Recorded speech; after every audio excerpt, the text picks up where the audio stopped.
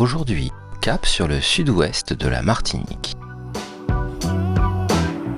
Entre traditions artisanales, mémoire de l'esclavage, plages de rêve et criques sauvages. Cette journée nous emmène des Trois-Îlets, au rocher du Diamant, en passant par la savane des esclaves, l'Anse Noire, Grand Anse d'Arlet et bien d'autres trésors cachés.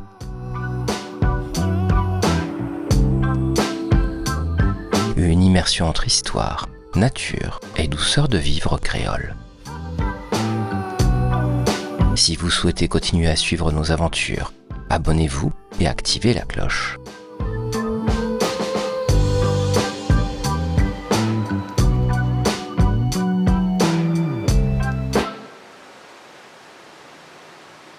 Notre journée commence paisiblement au cœur d'un lieu singulier, le village de la Poterie, situé aux Trois-Îlets.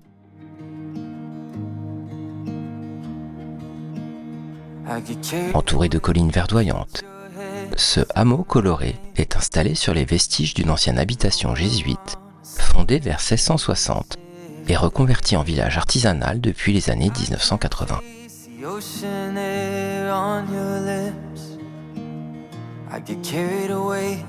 Dès les premiers pas, on sent que le lieu a une âme.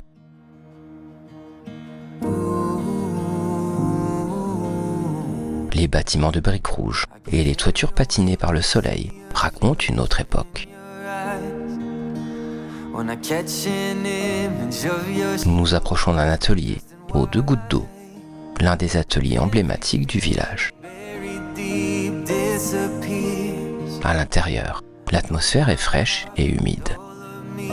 L'odeur de la terre mouillée nous enveloppe immédiatement. Ici, travaille Alexandre Del, potier céramiste revenu s'installer en Martinique en 2010 après plus de 30 ans passés en métropole.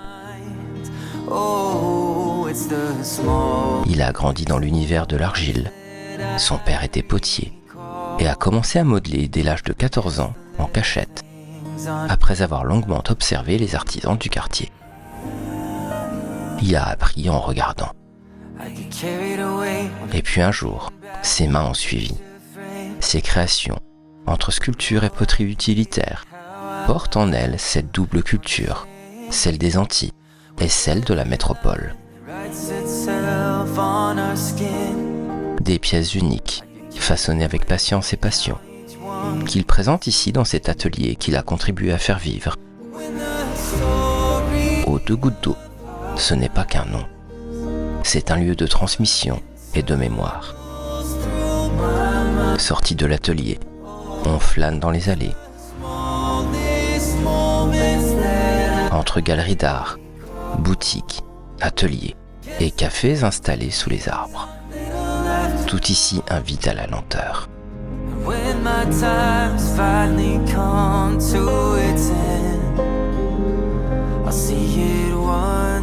À prendre le temps de regarder, de toucher, de discuter.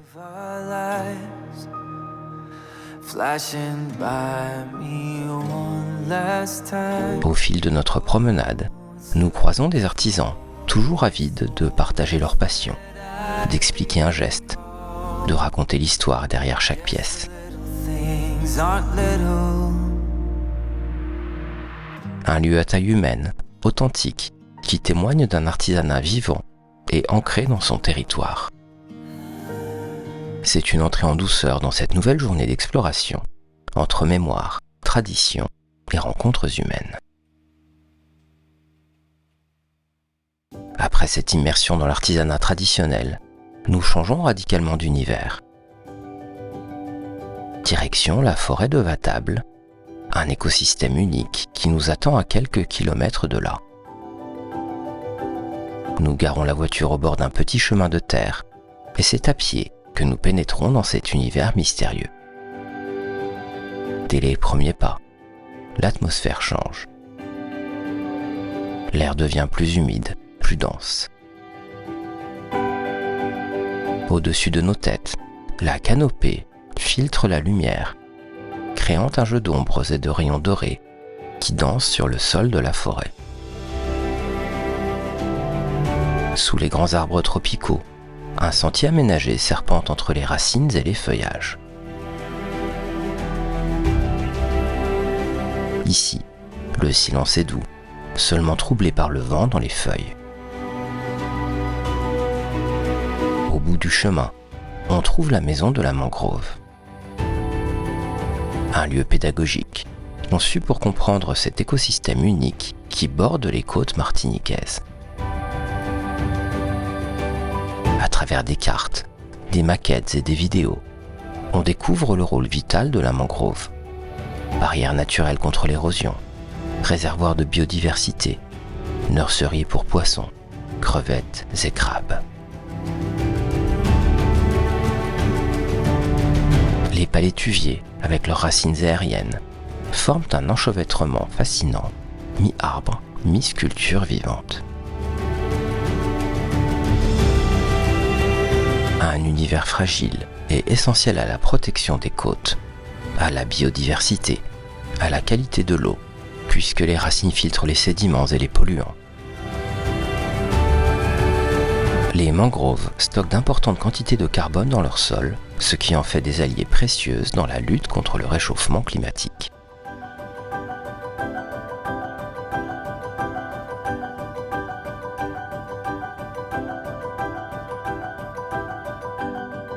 Cette halte en pleine nature nous rappelle que la Martinique ne se résume pas à ses plages.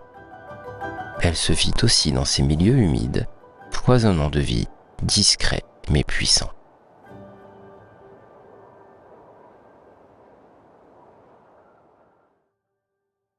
Nous quittons la mangrove pour rejoindre un lieu de mémoire incontournable, la savane des esclaves.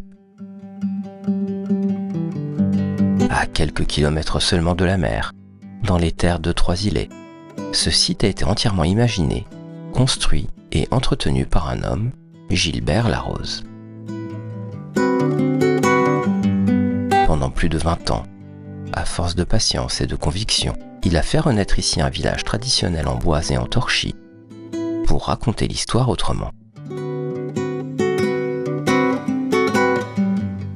Non pas celle des colons, des grandes familles ou des dates officielles, mais celle des esclaves, des résistants, des oubliés.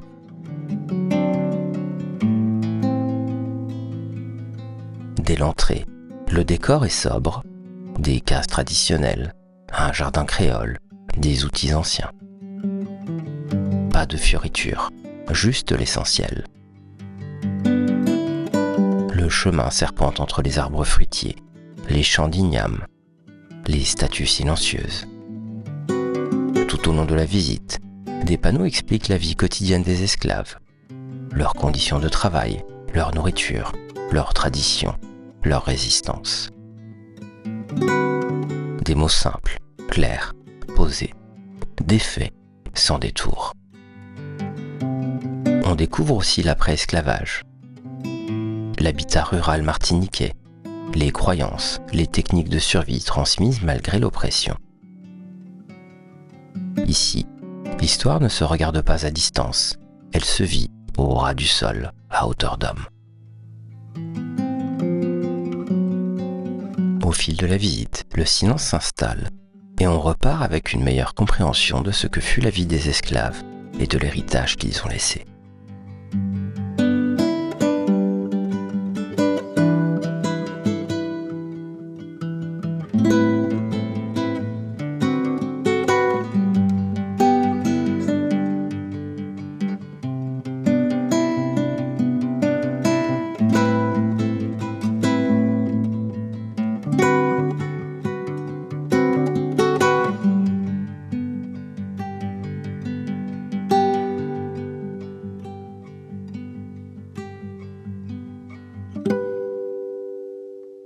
Nous reprenons la route vers la côte pour un court arrêt à la pointe du bout. Depuis ce promontoire, la vue s'étend sur la baie des Trois-Îlets et en face, sur Fort-de-France, que l'on devine derrière la brume. Les eaux y sont calmes, parsemées de voiliers et de yoles colorés. Il offre un beau panorama sur la presqu'île, entre collines verdoyantes et criques découpées.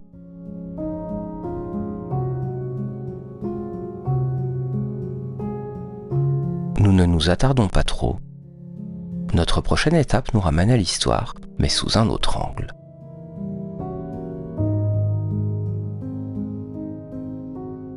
À quelques kilomètres de là, sur les terres de l'ancienne habitation sucrière de la Pagerie, nous découvrons un lieu qui raconte une autre histoire du XVIIIe siècle martiniquais. Née ici en 1763, Joséphine, future impératrice des Français, a grandi dans ce cadre tropical.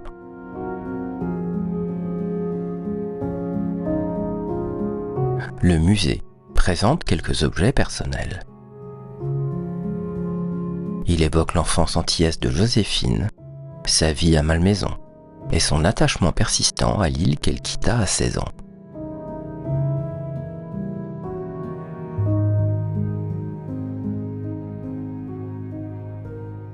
Mais le lieu n'élude pas les zones d'ombre. Issue d'une famille de planteurs, Joséphine reste liée à un système fondé sur l'esclavage. En 1802, Napoléon rétablit l'esclavage dans les colonies, une décision à laquelle elle aurait contribué selon plusieurs historiens.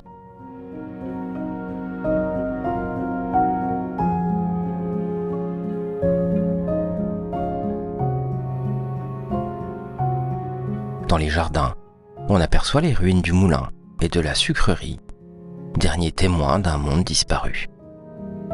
Un contraste saisissant après la savane des esclaves.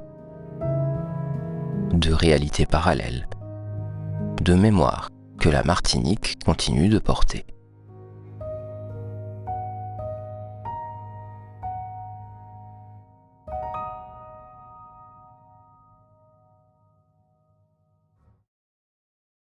Nous quittons les hauteurs du domaine de la Pagerie pour redescendre vers la mer à Lens-à-Lannes. Cette plage familiale, bordée de cocotiers et de résiniers, s'ouvre sur une large baie aux eaux calmes, idéale pour la baignade. Ici, on sent battre un autre rythme. Moins touristique que la Pointe du Bout, plus tranquille que les Anses du Sud, Lens-à-Lannes conserve une certaine authenticité.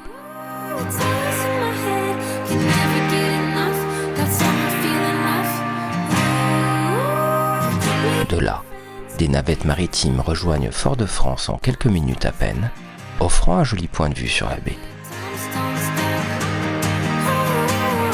Mais pour nous, c'est l'occasion de faire une courte pause.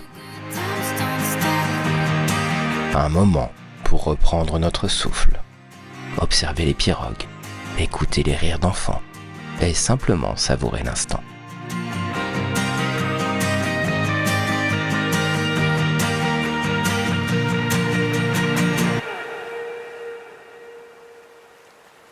Nous continuons vers deux des criques les plus célèbres de la côte sud-ouest, Anse du Four et Anse Noire. Deux anses jumelles, séparées par une simple avancée rocheuse, mais radicalement différentes. L'Anse du Four, avec son sable doré et ses barques de pêche, évoque une carte postale. Juste à côté, l'Anse Noire surprend par son sable volcanique sombre, unique sur cette partie de l'île. Les deux partagent une eau limpide, idéale pour l'observation des tortues marines. Mais ce jour-là, impossible de nous arrêter longtemps. Les places sont rares, l'accès compliqué, et les voitures s'accumulent déjà sur les bas-côtés. Le succès du lieu se paie parfois au prix de la tranquillité. Nous faisons donc un arrêt rapide, juste le temps d'apercevoir les criques depuis les hauteurs, d'imaginer la sérénité qu'on y trouve hors saison.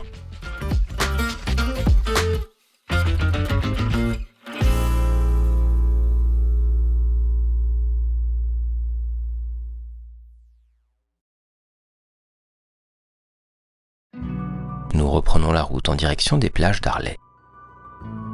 En longeant la côte, nous atteignons l'un des lieux les plus photographiés de la Martinique, Grand-Anse d'Arlet. Dès notre arrivée, on comprend pourquoi le village posé entre les collines et la mer semble figé dans une carte postale.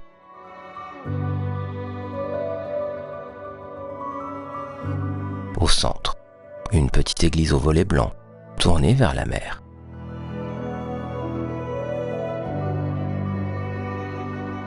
En face, un long ponton en bois qui s'avance dans l'eau turquoise. C'est cette image vue des airs qui circule partout, sur les brochures, les réseaux sociaux et les souvenirs de voyage.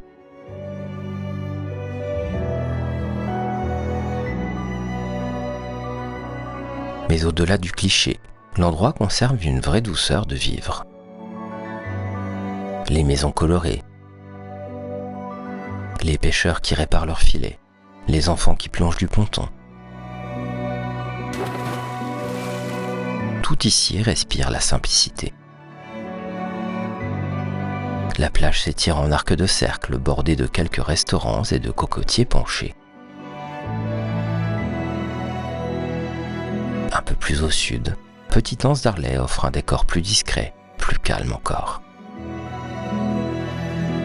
Un minuscule village de pêcheurs, une plage abritée, quelques barques tirées sur le sable. C'est ici que l'on vient chercher la tranquillité, à l'écart des foules. Entre les deux, un même charme créole, une atmosphère paisible, et ce sentiment de ne plus vouloir repartir.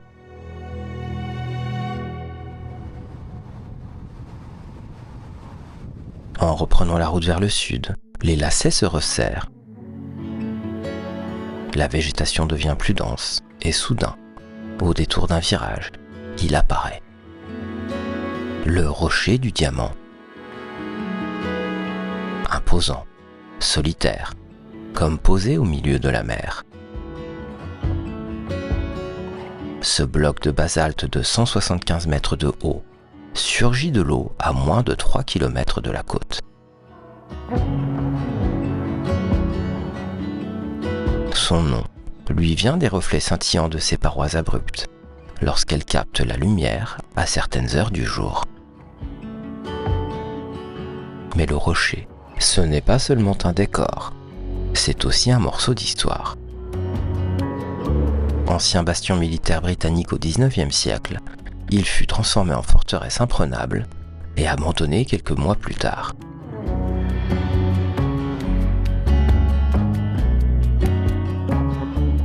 Depuis le point de vue situé au-dessus de la commune du Diamant, la perspective est saisissante.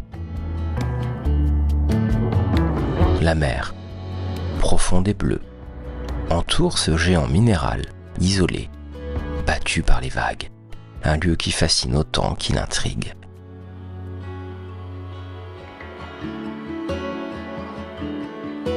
Après avoir contemplé le rocher du Diamant, nous poursuivons quelques kilomètres en direction de l'Anse Cafard, là où s'élève le mémorial Cap 110.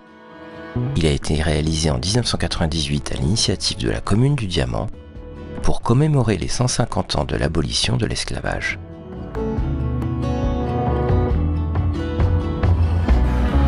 L'artiste est un Martiniquais, Laurent Valère, né en 1959, est déjà auteur de sculptures monumentales, comme Maman de l'eau à Saint-Pierre.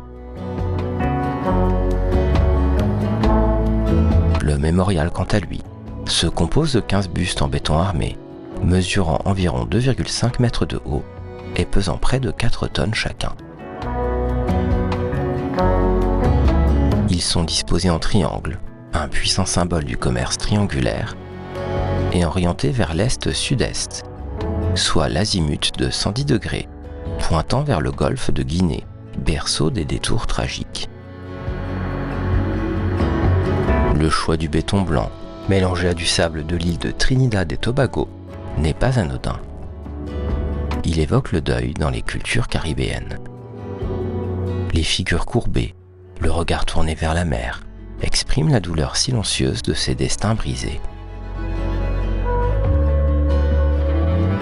Inauguré officiellement le 22 mai 1998, jour de la commémoration de l'abolition, ce lieu porte la mémoire du dernier naufrage d'un navire esclavagiste en Martinique, survenu dans la nuit du 8 au 9 avril 1830, où plusieurs dizaines d'Africains périrent, enchaînés dans les cales.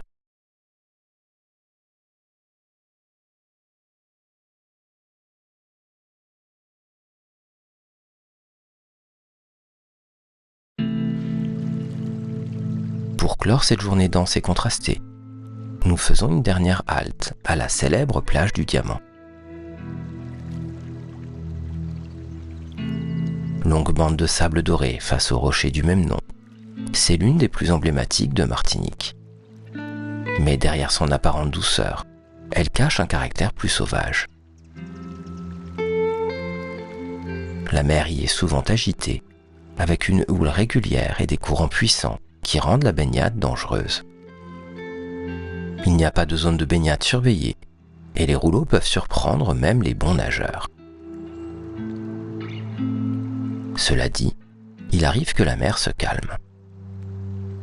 Il existe quelques jours par an, estimés à environ 10 à 15 jours maximum, où la plage offre une mer exceptionnellement paisible, tel un lac, comme nous l'explique un habitant.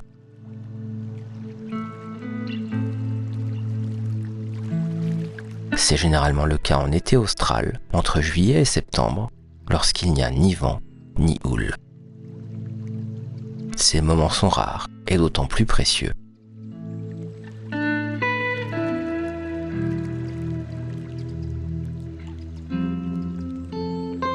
Alors ce soir, nous restons sur le rivage, les pieds dans l'eau, le regard tourné vers le large, et le sentiment d'avoir traversé en une journée la richesse d'une île, son histoire, ses paysages, ses silences.